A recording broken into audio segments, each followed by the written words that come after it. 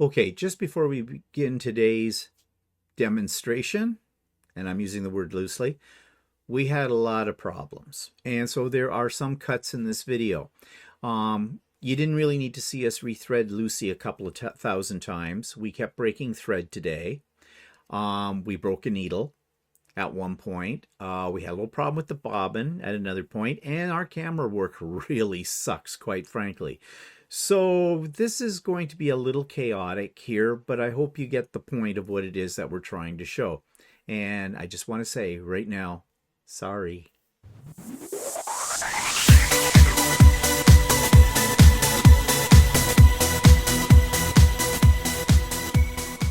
Hello, everybody. It's Stephen and Walter here for another episode of So Chatty for July the 25th, 26. And today we're going to be moving location after we've done our preliminary opening things. We're going to put the lovebirds together. Yes, Wally and Lucy together again, semi-live. Yeah, going to watch. I'm not looking forward to it. He's not looking forward to it. Because, Tough crap. if I'm doing it on my own, then I'm not, I don't feel any pressure to make a mistake or so. But now if you're filming me, I'm going to be under pressure. It is process we're looking at. We are not looking for perfection. We know that you are not going to win a major ribbon yet for this, but lots of people are absolutely afraid to touch a long arm and to do quilting on it. That's why there's a big industry out there for other people to do the quilting for them, quilting by check. So we're going to show them that yes, you make mistakes. Mistakes happen. This is not going to be perfect, and that's okay. And I'll be asking some questions about his process. So that's what we'll be focusing on is process. It depends on if my brain's working today. Well, get it working. Jeez. This could be disastrous. So, buckle in because it could be a bumpy ride. But before we get to that, let's take a look at what I've been working on before Walter takes over, and it's all about him and Lucy. So, this is my design wall. I have 3 projects happening here. I've got Adam's Jelly Roll Star quilt. There's some of the blocks up there, the ones that are in the blues and the purples and that's the one that I'm going to do on point and move from white to black backgrounds.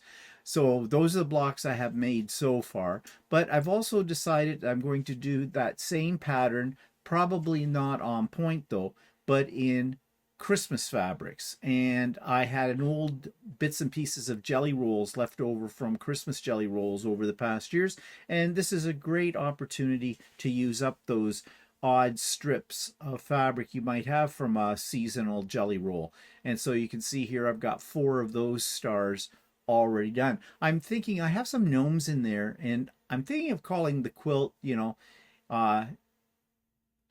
gnomes peeking or something, or Christmas gnomes peeking or whatever, because there's going to be different ones where the gnomes are in there. It's all done scrappy. I'm not worried about the way I'm lining up pieces of the pattern fabric that makes the star, and I think it'll look kind of nice.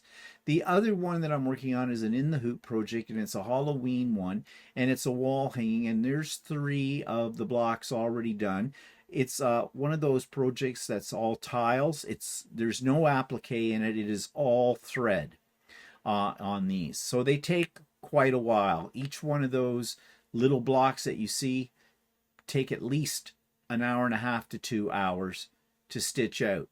So it'll be a while. I'm not sure how many blocks there is in this. It's not a huge thing, but there's enough. But I do like doing them because I think the end result is really worth the time and the effort. And it was on sale because these tiled scenes, and OASD seems to be the place to get the best ones that I have seen, are very pricey unless you get them on sale. Like they're sometimes about $30-$40 for the files American, so that puts it over $50 Canadian. So when they put them on for 50% or 60% off like they are doing right now, that's when, if I see one I really like and want to do, I'll do it. I don't know where I'll put it when it's done, but because I'm out of walls. But anyways, I do like doing them. Maybe give it to somebody as a gift. I don't know. We'll see. I don't know if anybody's worthy of something that takes that much time. So Walter has been working on a shirt, but you saw it already last week and he hasn't done anything on it this week. He's been busy taking off the panels on our deck outside, which I'll talk more about on Monday Morning Coffee with Stephen. Because of course you've heard us talk about it. We're getting rid of the hot tub and then going to start thinking about what we're going to put in that place down there. There's some other things that have to happen even before we can do that, because there's interlocking brick that needs to be possibly resettled a little bit, because it might be... Yeah, the tub's been sitting on the brick for almost 30 years. Almost 30 years. And it did sink on one side. So yeah, so we may have to get some gravel or something and try to level it out a little bit. It depends. We'll take a look at that. Cross that bridge when we get there. I have started getting ideas though for outdoor patio looks and furniture and things like that, you know, sort of doing a vision board, because I really don't know the way I want to go. I want to go modern. That's for sure. I want it to have a modern feel to it. I don't want it to be a mishmash of, you know, old garden furniture and stuff like that. But I don't know what to do. I'm not an interior designer, so yeah, we'll see. But I'll talk more about that on Monday, on Monday Morning Coffee. And yeah, I might as well talk about that now. This coming Monday Morning Coffee with Stephen will be a live event. I have that the last Monday of every month, and this Monday coming up is the last Monday of July. Geez, there goes half the summer. And so I've already put up a splash screen on my channel for that, and that's how you'll join in with us. It's at 8. It starts at 8 a.m. Monday morning, and as I said, it will be live. So the chat will be there, and I'm hoping you will use it. I hope you have questions about whatever. Keep the conversation going, because otherwise it'll just be me staring in space and not saying a word. And probably there's some of you that think that maybe that's not a bad thing. I don't know. But anyways, that's Monday. This past Monday, we looked at the aftermath of my birthday, and we looked at the whole fire situation that we're experiencing here in Canada and in Ontario, our province, and how the smoke has been traveling around and making life a little bit miserable, and how Trump is blaming Canadians on that and want to put a tariff on it and all that stuff. So we talked about that stuff on Monday Morning Coffee. The Idiot Quilter, I started a new In the Hoop project series. It'll be a little shorter than the Healing Waters, but people have asked, they'd like to see the process that I go through for doing the In the Hoop things. And this is the African Safari Table Runner that I've made and have yet to give to the neighbors next door, because it's a little gift for them as a reminder of their trip to Africa that they went to in, was it February? Yeah. March? Yeah. We got a bottle of sake here for them too that we brought home from Japan, and we were going to have them over for charcuterie at some point, and we still haven't done that. Yeah. I'm busy with other things, so eventually. But anyways, you will see the process. I know some of you talk about getting embroidery machines, but you're not sure what you would do with it. Well, this is one of the things you can do with it. And you've heard us talk before about embroidery machines. Embroidery is more than just putting an initial on a towel or on a baby's onesie or whatever they call them or something like that. There's so many other great projects you can do, like that Halloween thing that I just explained to you. So yeah, so that will be the second part of that will be coming up in on Tuesday's Idiot Quilter, and I think there's 4 parts in total. On Stephen and Walter Live this past week, we asked the question, why do Americans hate Canadians? Because that's how it's feeling to us Canadians, the way that we're being treated. And so we got into all of that. So it's a fairly political discussion. So if you missed it, those of you that like to keep your head in a hole and don't want to hear anything about the politics because you've heard enough, you have not heard enough. No, no, no, no, no. It is your responsibility, all of our responsibility, to keep up on top of this. We don't want any more surprises. We got to keep our governments in check here. We the people, on both sides of the border. So, yeah, check that out if you haven't. And I did kick one Trumper off on Sunday, who got up there and started going on about being a proud American and all this other shit. And I said, well, bye-bye, and blocked that asshole. Yeah, and I said it, and I did it, and I will again if I have to. Trump supporters, megas, are not welcome on my channel. Go away. Unsubscribe. Go away. Bye-bye. You are dead to me. Okay, so let's take a look before we get into the Lucy room here. Oh, this is something I forgot to show you. I had one more thing to show you. Yeah, I made these 2 placemats.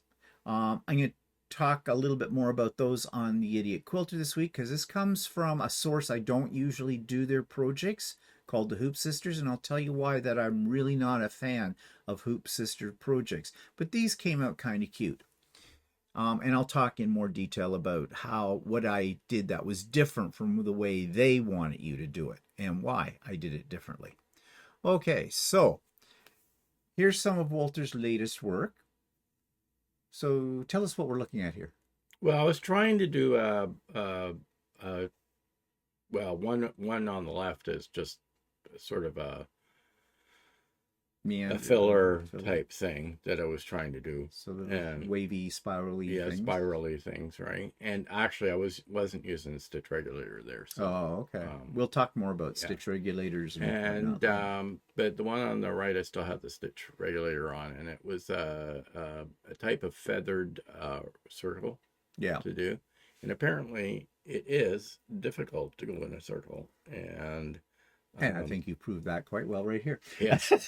And it wasn't easy. The first couple of tries I did, it ended up being sort of like a lump. It wasn't like circles at all. Yeah.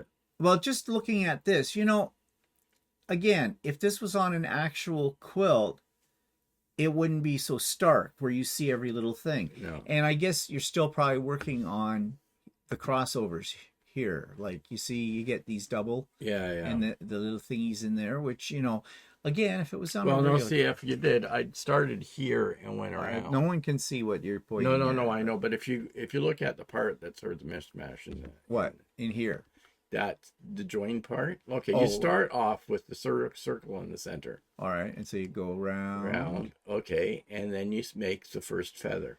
Okay, you go around in the first feather. So this would be your first feather here. No, that's the first feather here. Okay. So let's start here. We come around. Oops.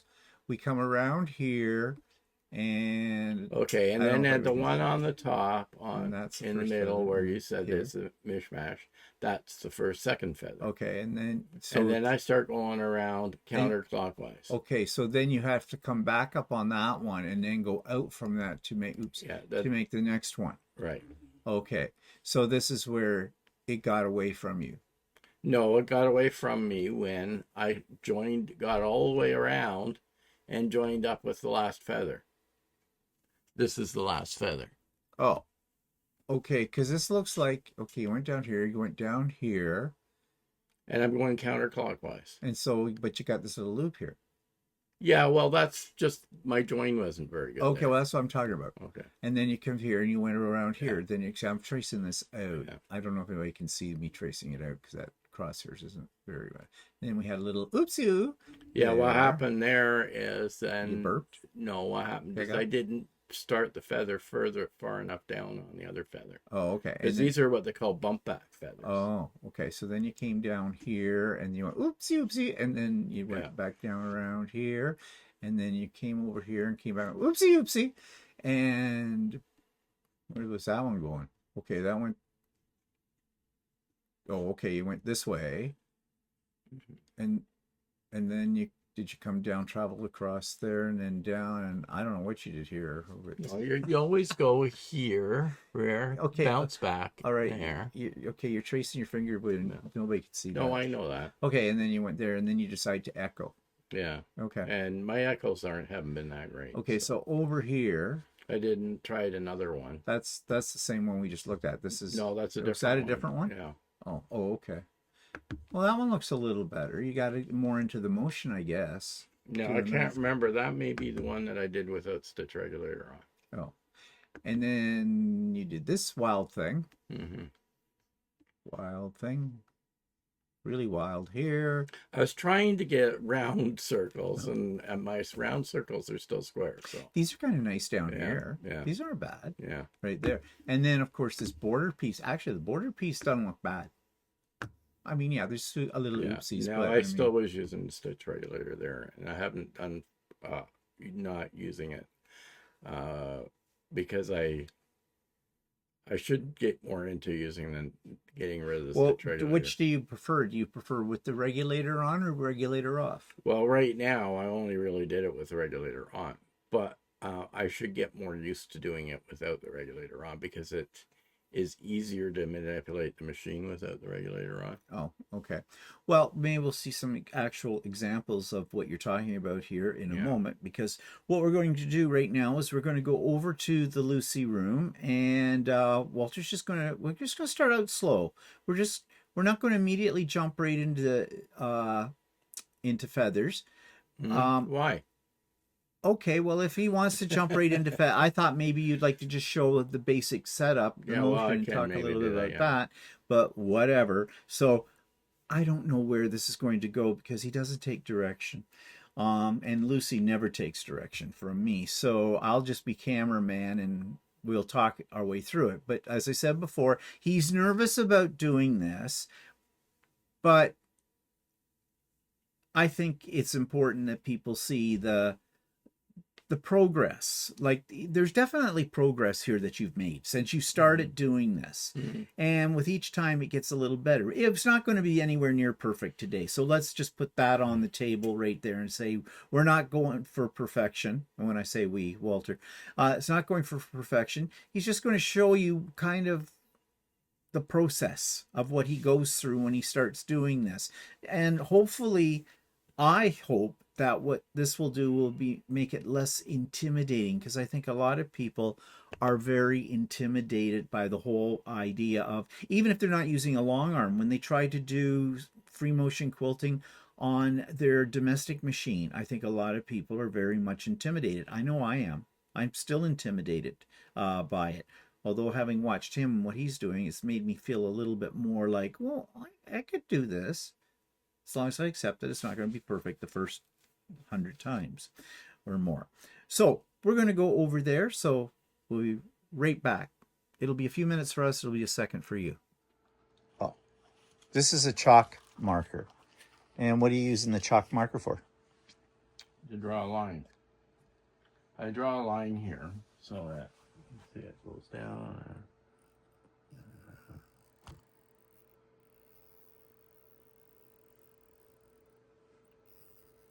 Oh, so you're making like is that a vein or something that to follow along for your feathers? Yeah. Okay. So it's acting as a guide, and that's why you're doing it in chalk, because it'll just come right off. And then I do that. And that, because I watched a video on how to do this. So okay, why did you do that? Those two vertical lines, or horizontal lines? It's a guide for me when I'm doing my feathers to go around. Okay. I'll show you. All right. So what I like to draw the vein down in here. Okay, fine. First. So you're just following your chalk line to have the stitch line now is the vein. All right. Okay. I should probably start at the top, shouldn't you? Yeah. So you need to cut your thread.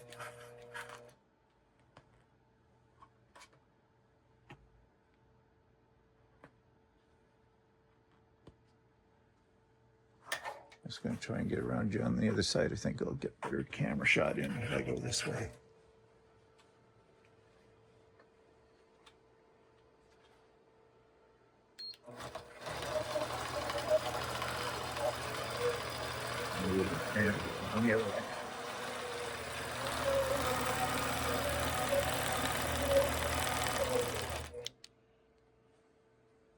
Okay. Okay, so now Not a very good feather. Don't worry about it. We're just showing the motion.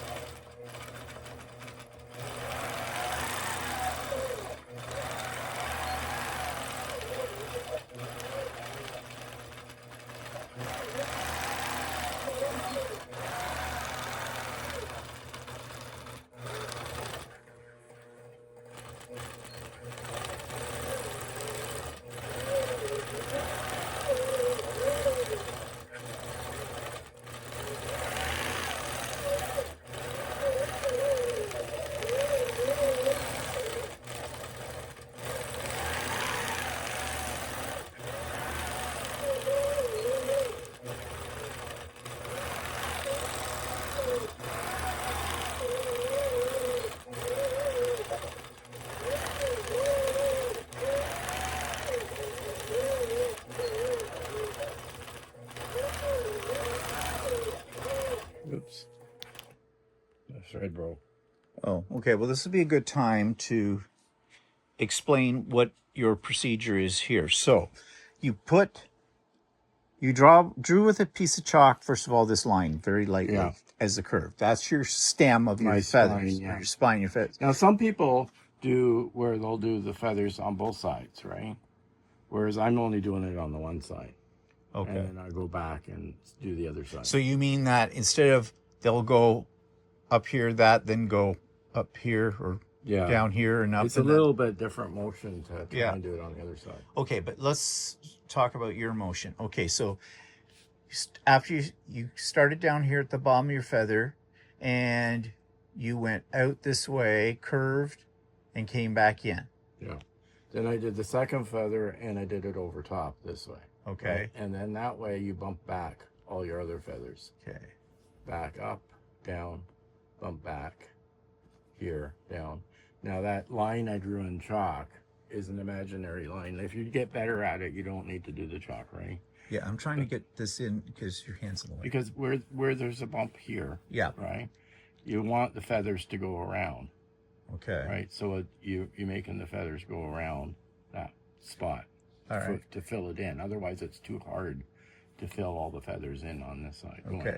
So here's something I've noticed. When you were doing it this time, you do have to do a little backtracking on your thread. Yeah, you do.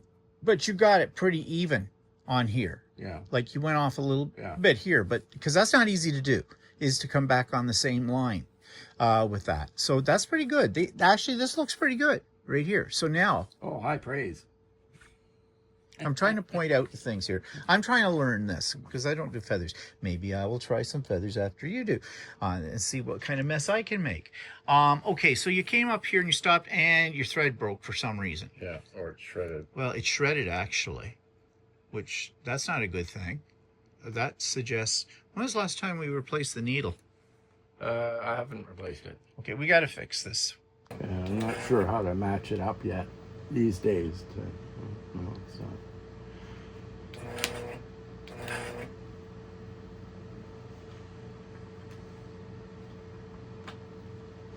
And just to check, we have the stitch regulator on, right? Yeah, I can tell it's on. Yeah, okay.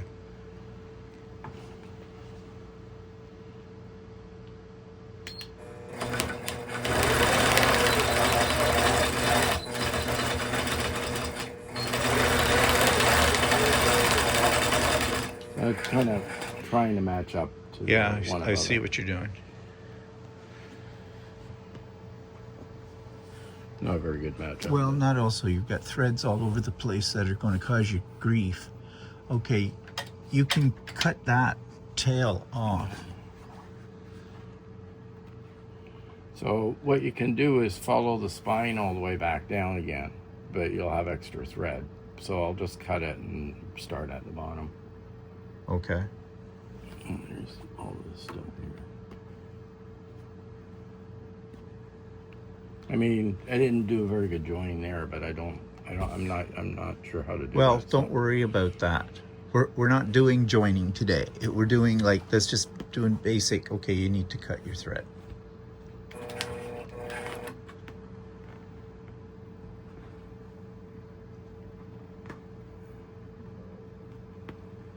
Okay. So pull up the thread.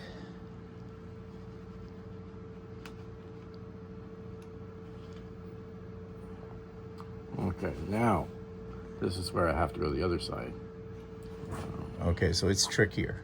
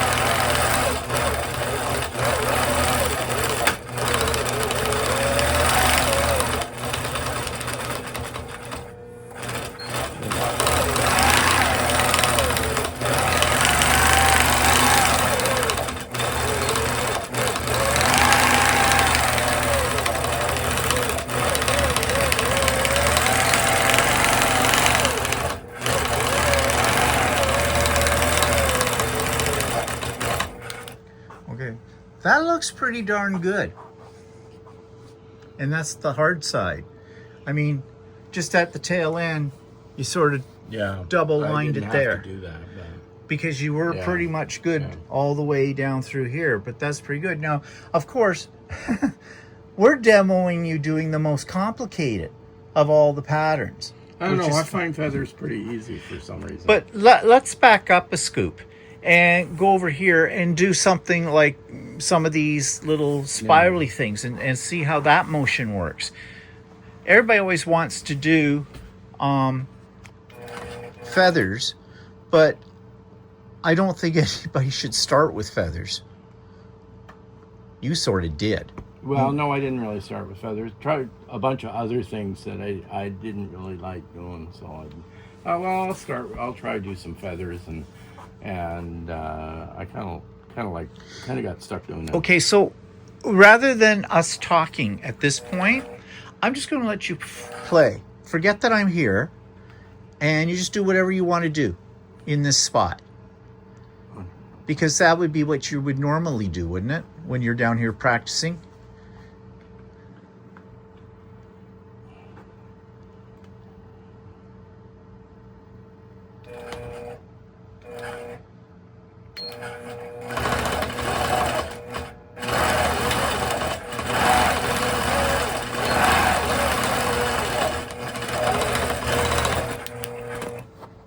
Where's the scissors?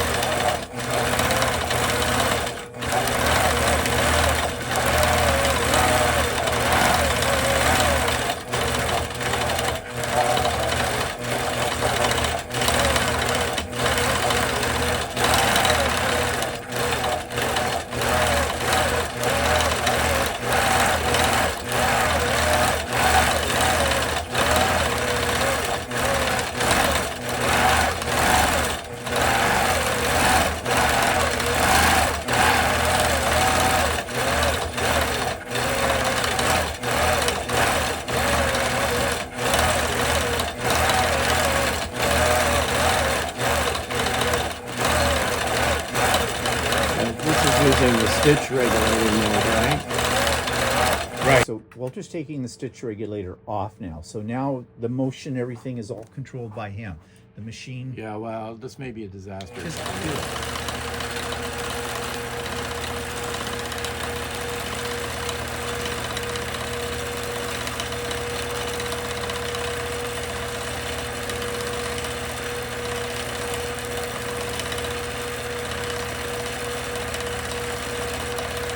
And you can hear that the machine sounds different. With the stitch regulator off, you're not hearing that constant sort of revving up, slowing down, because that's regulating the stitch size.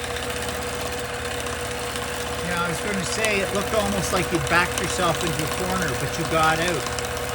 I also have heard, and you can say whether this is right or wrong, that you always have to think ahead of where the machine is going to go. Yeah, I just sort of do. You have to look ahead. Naturally as you do this. Those are looking good. Actually, it's much easier now to do this with the stitch regulator off. And the other thing I was going to say is, this is a very dense pattern that you're doing right now. Like if you were doing this on a quilt, that might be too dense. Yeah, sure. A lot of people use this sort of thing for filler. Yeah, that's very pretty. That's coming out really nice. Hey, I like that.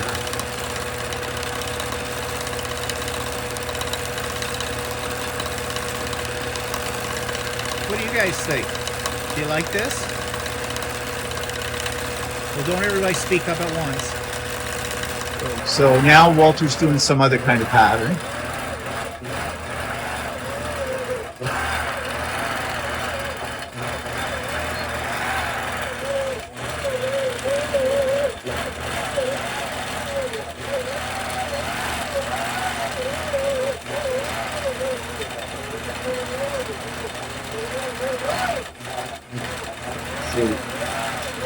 I'm not used to doing this. I'm supposed to do it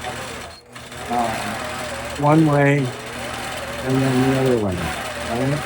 Yeah. And I have a tendency not to do that. Okay, yeah, there's a right way and a wrong way to do it, but is there really? If it works for you, the way you do it, the way you create your muscle memory, that's the right way, right? Because everything's looking fine there.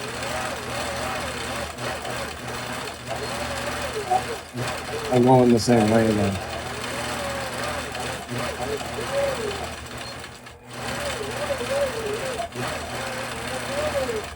Okay, so now if I take stitch regulator off,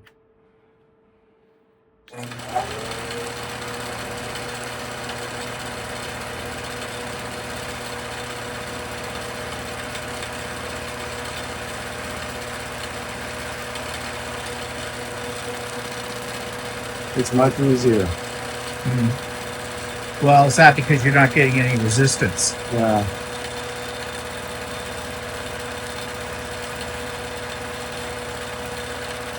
Okay, just stop it for a second right there, and let's take a look if we can see the difference in what the stitches look like.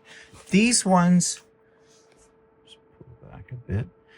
These ones you had the stitch regulator on, and this one you didn't. But you want to know something? Yeah, they are a little bit more uneven, but not really visibly so. now it could also be the how many stitches I have it adjusted to. Oh yeah, how many stitches do you have? Just around 10 stitches per inch, per inch or whatever. But really, you can't see a heck of a lot of a difference between, because you've probably developed already a internal rhythm to this. Okay. There we go. Did it break? I broke, yeah. No, you didn't. You didn't break. Okay, something about this machine, there's a quirk. When you first start stitching on this machine, there's a little wheel up here. It's a sensor. It's the break sensor when the thread breaks. It doesn't mean the thread broke. You just ignore it when you first hear that. So you see, you didn't break the thread there. Oh, you did break the thread. Okay, I lied. Okay. Okay, so I'm going to give this a try. Now, okay, he's been practicing. His stuff's good. Mine's going to be a mess. There's no two ways about it. But first of all, I'm going to do something. Stitch regulator's not on. Do you want it on? Well, maybe I should. For now. Okay, first thing is I've got the thread pulled up. He just goes around forever and then he comes back and cuts it off. I'm not going to do that. What I'm going to do is this.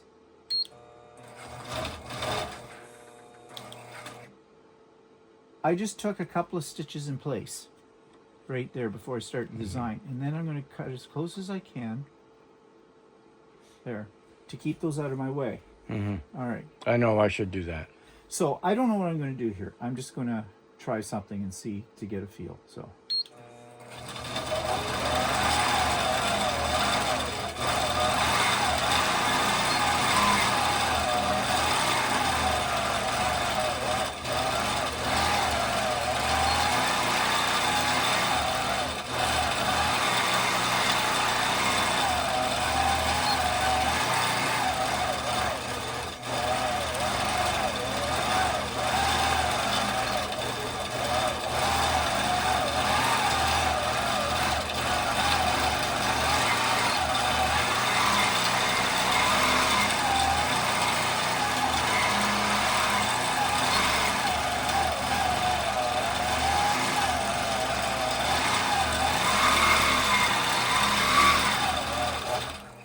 There you go.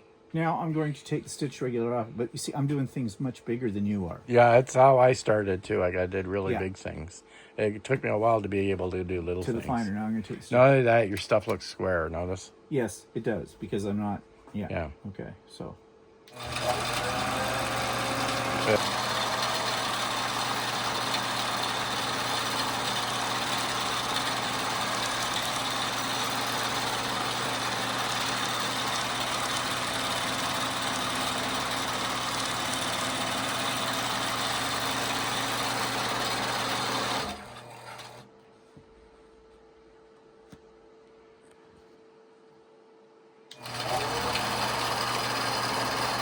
Okay, I'm going to try. I'm going to be very daring. I'm going to try something here.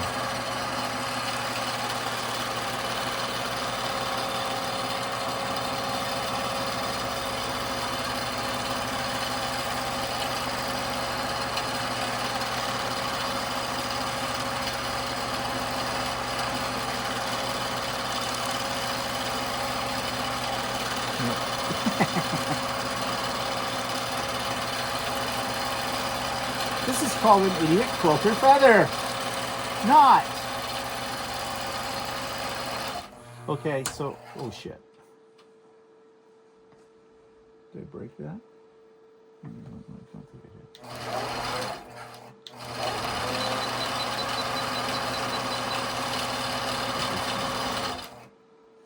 did. Okay, so another thing you're trying were the little bubbles, right? And Yeah, okay. I these ones I find easier to do, but you can do these ones too. the little. Just do a circle and echo a circle around it. Okay, I'm returning it to Walter because I suck.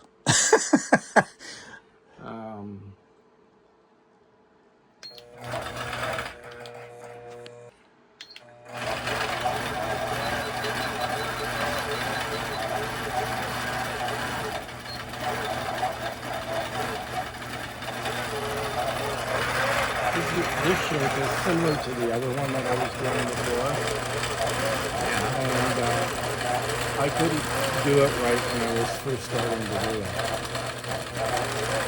It's just a circle, a couple of circles inside each other.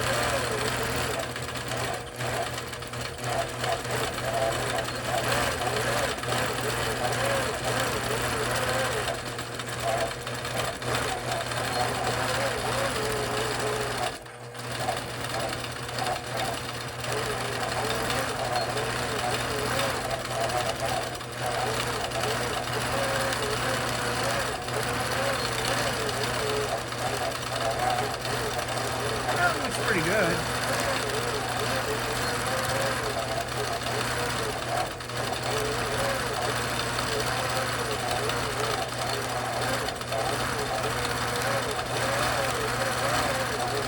Okay.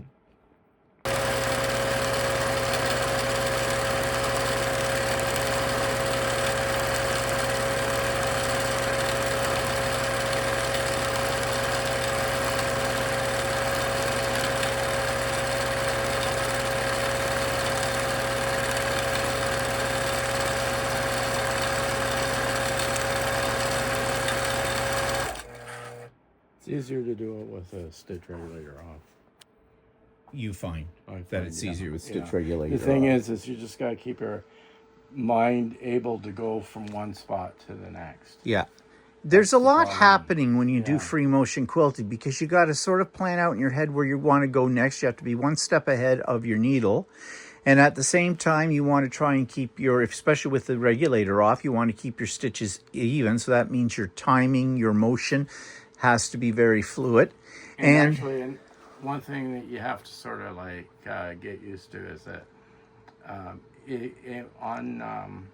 when you're in stitch regulated mode and you stop moving the arm, it stops stitching, right? But if you've got the stitch regulator off, if you want to stop, you have to shut the machine off, right? You have to stop it yourself. You have to stop in it other yourself. words. So you got to get that mindset that if I'm going to stop, I got to hit stop. Yeah. And you know, there's two buttons on the end here, on here. It's a toggle. So when it's up, it does a single stitch. Brings it up, brings it down once. When you push the other, that's when you get the motion. So it's very easy to get your buttons I found that turned around. Since I started using this, at first I was not used to using it, and then I'd get the buttons mixed up, right? But then now that I've been using it, it's like like you've used it. You just becomes natural. Yeah. Which button you hit. Yeah. So anyways, yeah, you can see that this takes a lot of time. It takes a lot of practice. It takes a certain mindset. It is not for everybody. For me, I don't have the patience. You saw what I did, okay, in comparison to what Walter does. And I think when you do a quilt, what you have to do is you have to think a little bit about what you're going to do in each section. Plan it out. Yeah. And many people draw it out. Yeah. First on a piece of paper, or I've seen some people will take a sheet of plastic, of heavy plastic, put it down on top of their quilt, and they will draw out a design with a water-soluble marker or a dry erasable marker, and they'll draw within that to get an idea of what they want to do in each block. Then when they're comfortable with that, they take the plastic away and go ahead and do it. You don't do it on top of the plastic. Yeah, well, I think what then happens is then I think you're going to end up, that's people that want everything to look exactly perfect, right? So Yep. The perfectionists. yeah, so Yeah. like, I mean, if they can't handle a mistake in your feathers, right, then yeah, you're going to have to plan all that out at first. And then I guess once you get the rhythm of doing it and it's really good, then you'll get the hang of doing it more. Like, I mean, maybe that's something I should do is in something else is mark up a quote with perfect feathers on it and then try and follow it. Yeah. Well, there's lots of things you could do. Whatever works with your brain, I guess. But I was also going to say that a lot of times there's so many different designs and you want to play with them all. But if you're working on a quilt, I think you should pick one design that you've practiced on something else first that you do very well, and limit yourself to that one design on that particular quilt. Then when you go to another quilt, you can extend the idea. And I think you build up a catalog. Yeah, and not only that, if you look, there's many variations of feathers. Mm-hmm. And this is just the standard feather, I guess. But then there's all these other kinds and shapes of feathers that you can do. And sometimes people, if they get comfortable, they'll mix the two up. But you see what we're doing? We're talking about feathers. Everybody wants to do feathers because they're the most elegant, I think, of most of the patterns. But the thing is, there are hundreds of different patterns you can do. You don't have to, and I think that's what happens. People say, I want to do feathers, and they get onto the machine at their first time and immediately try to jump to feathers like I did here. Okay? And you can't do that. You got to have practice. You got to build up to feathers. Yeah, and the other thing is, what else is, a lot of the designs that you see are variations on a theme. Like, these are circles that go, circles with, echoes around it. Here, it's basically a circle, but I elongated it. It's a teardrop with echoes on it, right? This is like a half circle because it's a hook, right?